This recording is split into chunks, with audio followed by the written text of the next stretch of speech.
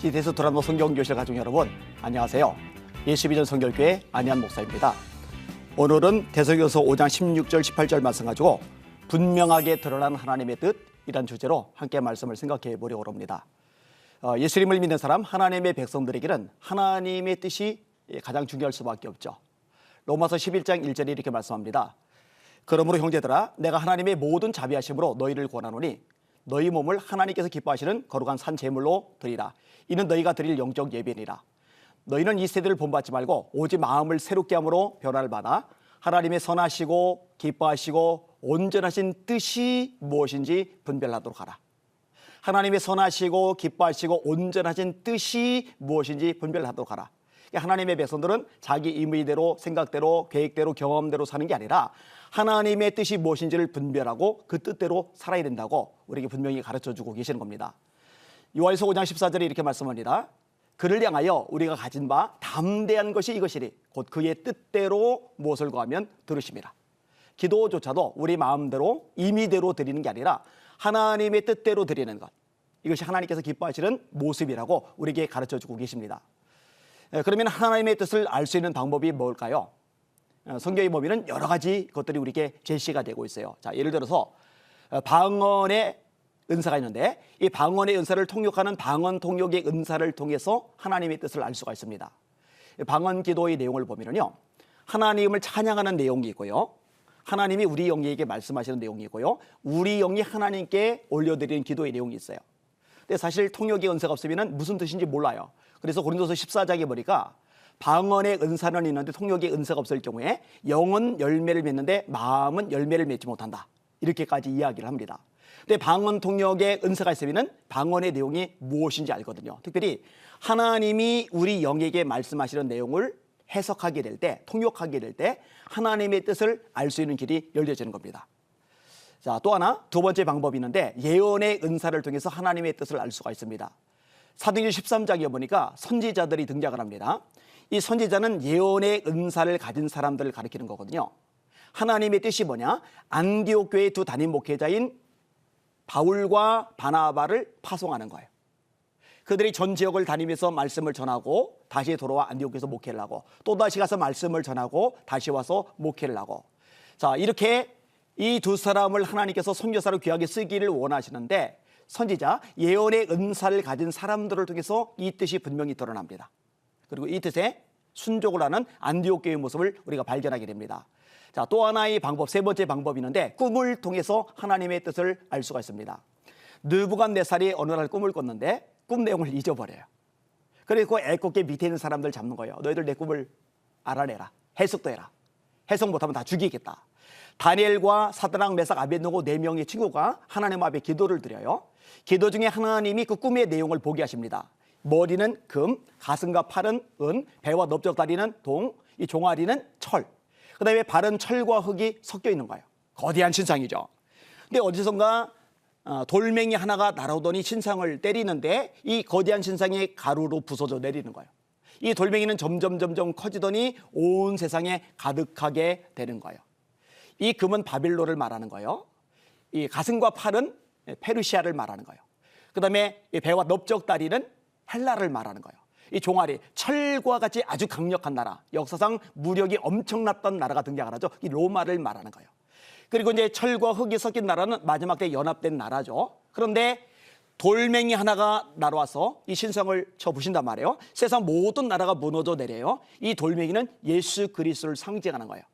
그러니까 느부갓네살 왕의 꿈을 통해서 하나님의 뜻이 계시가 된 케이스라고 우리가 알 수가 있는 겁니다. 여러분, 요셉이 꿈을 꾸잖아요. 11개의 볕단들이 요셉의 볕단에게 절하를 하는 거예요. 해와 달과 11개의 별이 요셉에게 절을 하는 거예요.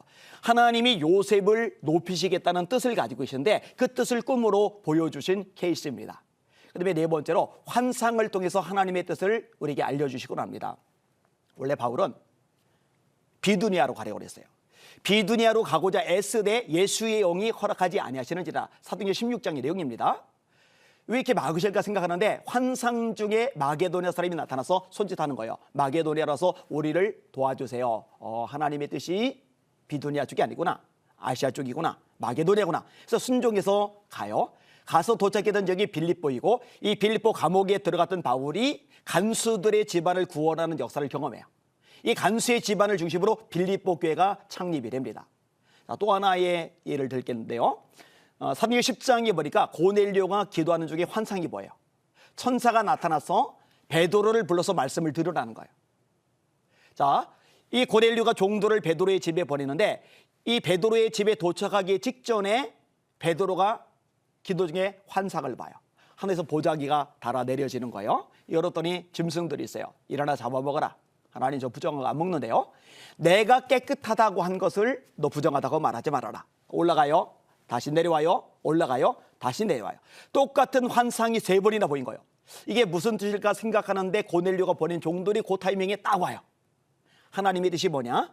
이방인도 구원받는 게 하나님의 뜻이에요. 그런데 베드로는 이 선민의식 때문에 유대인들 외에 이방인들에게 말씀 전하는 걸 꺼리하는데 환상을 통해서 그 마음을 깨트려 놓으신 거죠.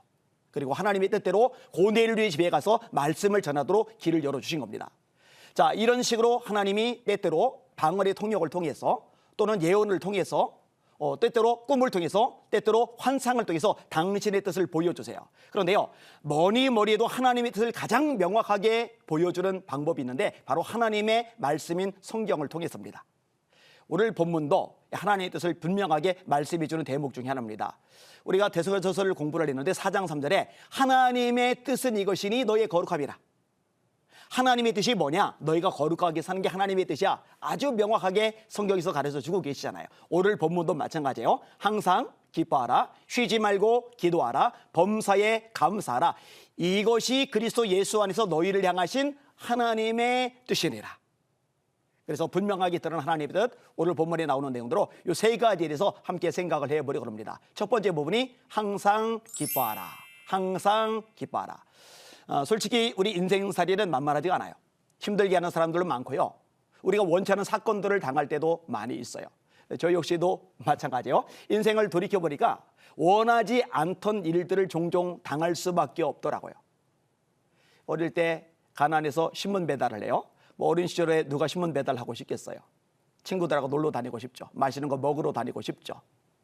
그런데 가난하니까 장남으로서 책임감을 가지고서 일을 할 수밖에 없는 거예요. 밭에 나가서 물을 뽑기도 하고 시장 가서 신문지 깔고 앉아서 시금치를 팔기도 하고 그리고 이제 신문 배달하러 가다가 중학교 1학년 때 입학한 지 며칠 안 되는 3월 14일에 교통사고를 당해서 왼팔이 잘려요.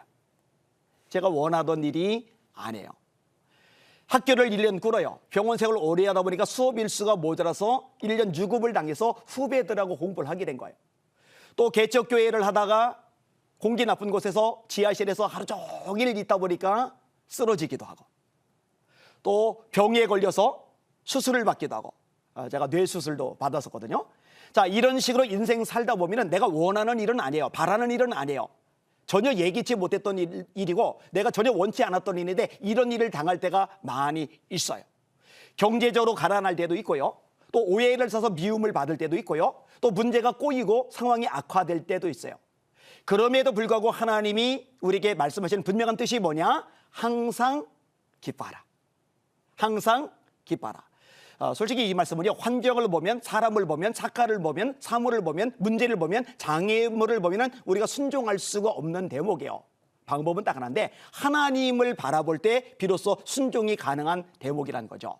하박국의 고백을 제가 참 좋아합니다. 비록 무화과 나무가 무성하지 못하며 포도나무에 열매가 없으며 감람나무에 소출이 없으며 밭에 먹을 것이 없으며 우리의 양이 없으며 외양간에 소가 없을지라도, 아니 밭에 먹을 게 없으면 우리의 양떼라도 살아있어야죠. 양떼들 다 죽었으면 외양간에 소라도 멀쩡해야죠.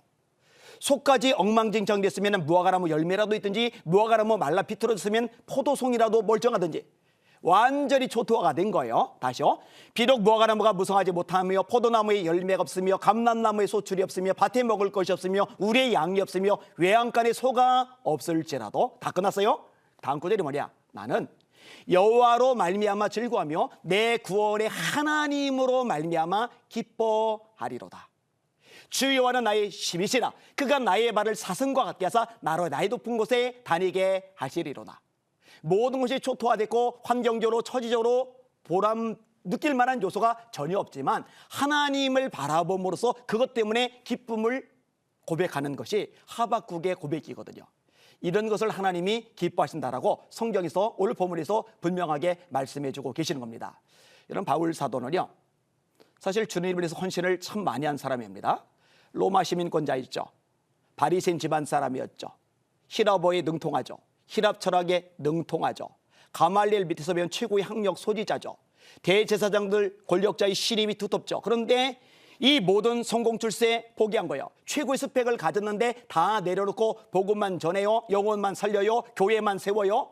그런데 이 바울 사도가 겪는 삶의 과정을 보면은 때때로 힘들고 고달픈 일이 너무 많은 거예요. 이런 빌립보서는요, 바울이 감옥에 갇혔을 때 쓴 서신입니다. 그래서 옥중 서신이라고 그래요. 에빌골빌, 에베소서, 빌립보서, 골로새서, 빌레모서. 근데 감옥 안에 갇혀 있는 바울 사도가 환경만 보면, 처지만 보면, 여건만 보면 기뻐할 수가 없을 거예요. 그런데 놀랍게도 그 빌립보서를 가리켜서 기쁨의 서신이라고 그래요. 항상 기뻐하라는 말씀이 계속 나와요. 내가 다시 말하노니 기뻐하라. 같은 말을 하는 것이 내게는 수고로움이었고 너에게는 안전하니라. 왜 이런 것들이 가능하겠어요? 하나님을 바라보기 때문에 가능한 거거든요.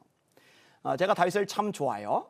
이 다윗을 좋아하는 이유는 왕이 되었기 때문도 아니고 위대한 업적들을 이루었기 때문도 아니에요.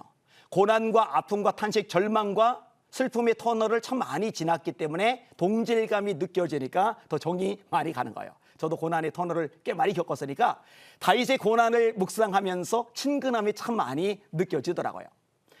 시편 3편에 보니까 다윗이 이런 고백을 합니다. 여호와여, 나의 대적이 어찌 그리 많은지요. 일어나 나를 치는 자가 많으니이다.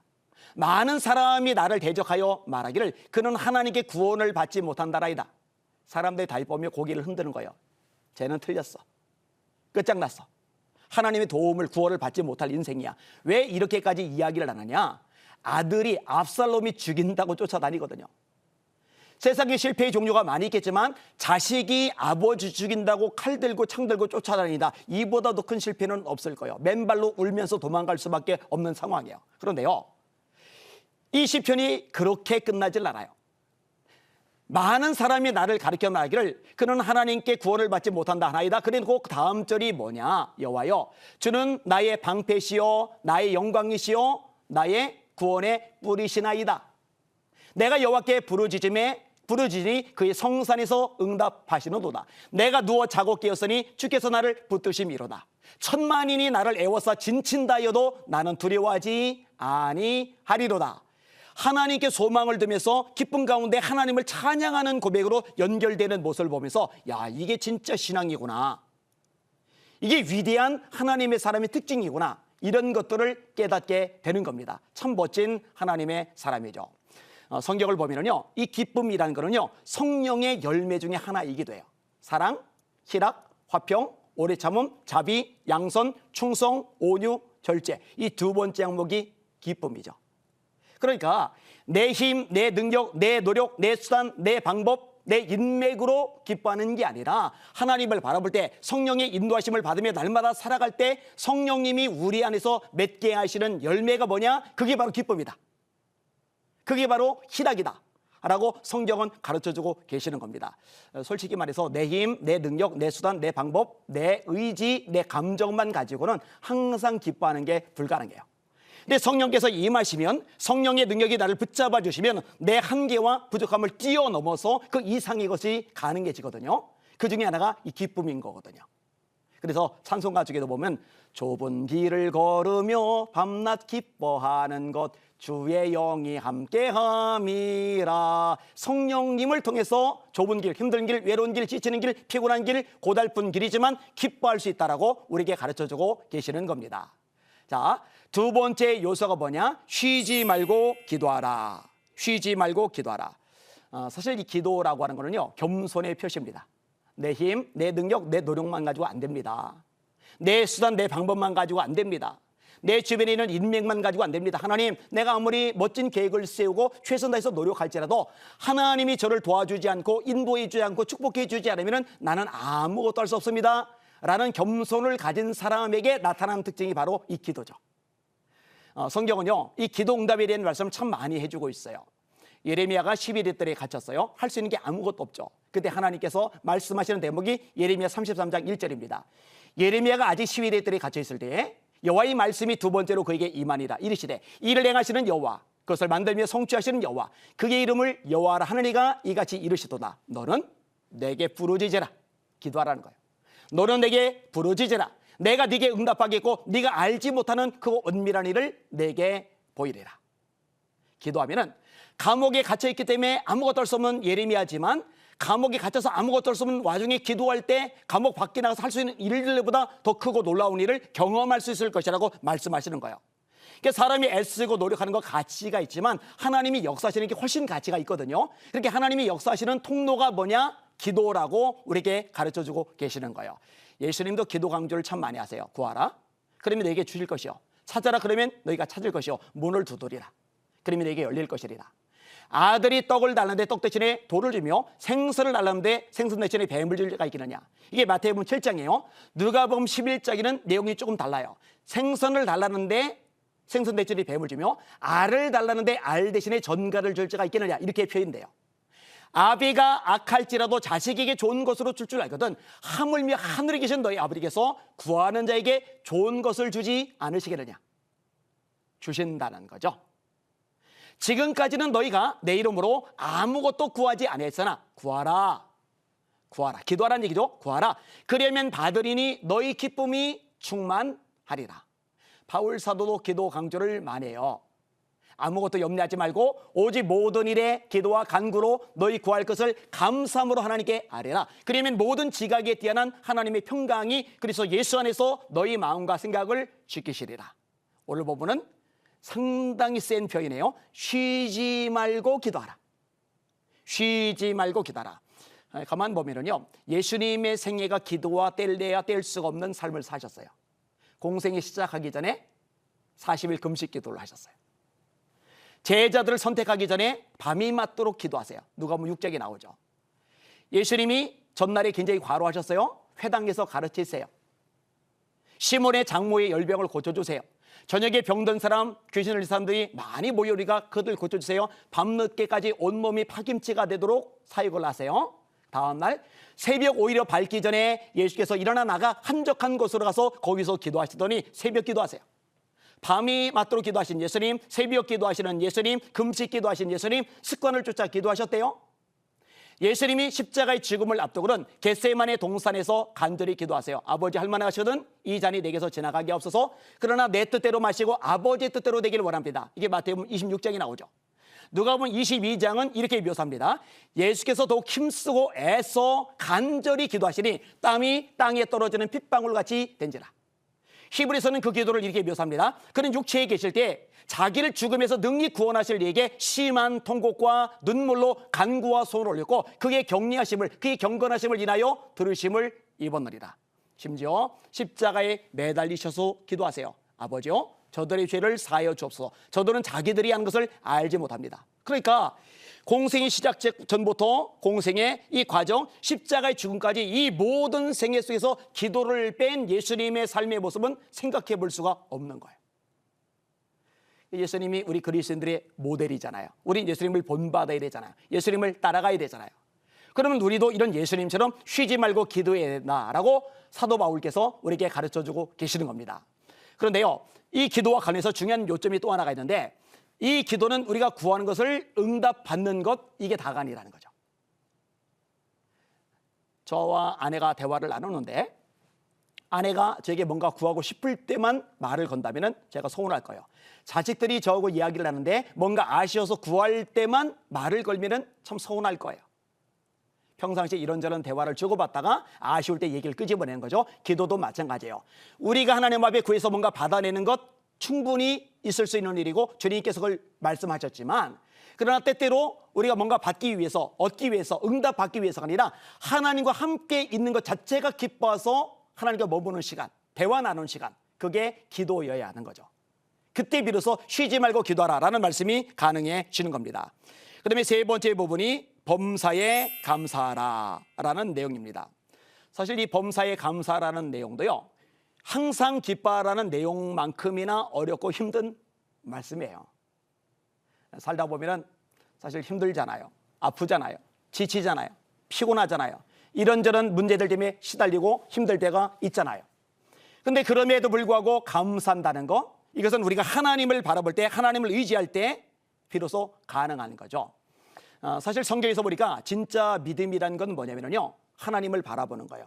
베드로가 물 위를 걸어오시는 예수님을 보더니 자기도 걷게 해달라고 부탁을 드려요. 예수님이 오라고 말씀하시니까 뛰어내려요. 진짜 물 위를 걸었어요. 놀라운 일이죠. 근데 베드로가 예수님만 바라보고 걸어갔어야 되는데 바람을 보고 무서워 빠져가는지라. 바람을 보고 무서워 빠져가는지라. 왜 빠져가요? 바람을 보니까. 그런데 이 바람을 보고 무서워 빠져가는 베드로 보고 그럴 수 있다라고 예수님이 말씀하시는 게 아니라 책망을 하세요. 믿음이 적은 자요, 왜 의심하느냐. 그러니까 믿음이 좋다라는 거는요, 막 불이 붙어서 펄쩍펄쩍 뛰는 것, 그걸 말하는 게 아니라 어떤 상황, 어떤 처지에서도 예수님께 초점과 시야를 고정시키고 있는 상태, 거기에 이제 믿음이 좋은 거예요. 근데 이 시야를 주변으로 돌리는 순간 우리는 무너져 내리는 거죠. 사실요, 감사도 우리에게 영적인 힘이 있어야 가능하거든요. 근데 그 힘이 어디서 생기느냐? 하나님을 바라볼 때 생기는 거예요. 이사 40장에 이런 말씀이 있어요. 너는 알지 못하느냐? 듣지 못하느냐? 영원하신 하나님 여호와 땅끝까지 창조하신 자는 피곤치 아니하시며 곤비치 아니하시며 명철이 한이 없으시며 피곤한 자에게는 능력을 더하시며 무능한 자에게는 힘을 더하시나니 소년이라도 피곤하며 곤비하며 장정이라도 넘어지며 자빠지되 오직 여호와를 앙망하는 자는 새 힘을 얻으리니 독수리가 날개치며 올라가 같을 것이요 다른 박쥐라도 곤비하지 않겠고 걸어가도 피곤치 아니하리로다. 힘이 고갈됐어요. 감사할 여건이 안 돼요. 그러면 이제 그대로 살 수밖에 없는 거죠. 그런데 힘이 고갈되지 않는 비결이 있는데 하나님을 앙망할 때, 하나님을 바라볼 때 하나님이 새 힘을 주시고 이 힘이 생길 때 이 힘을 가지고 감사할 수 있는 능력이 우리 안에 비로소 생겨나는 거거든요. 다니엘서 6장에 나오는 다니엘 이야기도 마찬가지 개념이에요. 기도하면 사자굴에 던져져요. 배고픈 사자들에게 갈갈이 찢겨서 죽임을 당해야 돼요. 그럼에도 불구하고 이 다니엘은 자기를 고발한 정적들에게 주목하지 않아요. 정적들에게 속아 넘어간 다리오 왕에게 주목하지 않아요. 자기가 들어가게 될 사자굴 사자들에게 주목하지 않아요. 여전히 하나님을 바라봐요. 예루살렘 쪽 창문을 열어놓고 전에 하던 대로 하루에 3번씩 하나님께 기도하고 감사했다 라고 성경은 말씀해 주고 있어요. 근데 여러분, 감사가 왜 위대하냐면요, 하나님은 감사를 너무너무 기뻐하시잖아요. 감사로 제사를 드리는 자가 나를 영화롭게 하나니 그 행위를 옳게 하는 자에게 내가 하나님의 구원을 보이리라. 이렇게 감사를 기뻐하시는 하나님이기 때문에 진정 감사의 삶을 드러낼 때 하나님의 기적도 능력도 역사도 나타난다는 거예요. 다니엘이 사자굴에 떨어졌을 때 배고픈 사자가 아가리를 벌릴 길이 없는 거예요. 발톱으로 후려칠 방법이 없는 거예요. 하나님이 그 입을 틀어 막으신 거예요. 하나님이 그 발을 붙잡아 버리신 거예요. 차가운 동굴 속에서 살아있는 모피를 덮고 자는 다니엘의 모습, 인상적이죠. 참 아름답고 멋진 신앙의 모습일 수밖에 없는 겁니다. 이런 모습을 우리로 경험하게 하시려고 하나님은 우리에게 범사에 감사라고 말씀해 주시는 거예요. 얼마 전에 언급을 했는지 모르겠지만 제가 요플레를 먹을 때마다 참 감격하고 감사해요. 왜냐? 옛날에는 요구르트 한 병만 생겨도 커다란 통에다가 요구르트 딸고 물 꽉 채워서 그걸 다 마셨거든요. 아까운 요구르트라서. 요즘에는 김을 2장씩 3장씩 싸먹는데 옛날에는 김 한 장을 6조각 내서 조그만 거 하나씩 얹어 먹었거든요. 김 먹을 때도 감사한 거예요. 예전에는 20원짜리 차비가 없어서 팔 하나가 없으니까 가방 들고 우산도 못 든 채 비 맞으면서 학교를 갔거든요. 비 맞으면서 학교에서 왔거든요. 친구들은 버스 타고 지나가면서 비 맞고 걸어가는 저를 쳐다보고 그랬거든요. 근데 지금은 카니발을 타고서 여유롭게 다녀요. 얼마나 감사해요. 옛날에는 집 밖에 화장실이 뚝 떨어져 있어가지고 얼마나 애먹었는지 몰라요. 여름에는 난방이 잘 되고 겨울에는 냉방이 잘 되고, 게다가 한밤에 한겨울에 얼마나 추위에 떨면서 어둠 속에서 볼일을 보는지. 그런데 지금은 집안에 화장실이 2개나 있으니까 가만히 보니까 정말 감사할 것들이 많더라고요. 감사가 넘쳐요. 근데 놀랍게도요, 하나님께서 이런 자그마한 감사 하나하나를 귀하게 여기시고 더 감사할 것들을 많아지도록 만드시더라고요. 자, 정리 한번 하겠습니다. 하나님의 뜻이 무엇이냐? 항상 기뻐하는 것, 범사에 감사하는 것, 쉬지 말고 기도하는 것, 사실 항상 기뻐하라가 먼저, 그다음에 범사에 감사가 마지막에 있고 가운데 쉬지 말고 기도하라가 있는데, 제가 볼 때 이 쉬지 말고 기도하라가 이 두 가지 항상 기뻐하는 것, 범사에 감사한 것의 힘의 근원이라고 생각이 되어집니다. 이렇게 하나님의 말씀, 하나님의 뜻을 실천하고 순종하는 살아가는 CTS 시청자들 되시기를 예수님의 이름으로 축원합니다. 오늘 여기까지 하겠습니다. 감사합니다.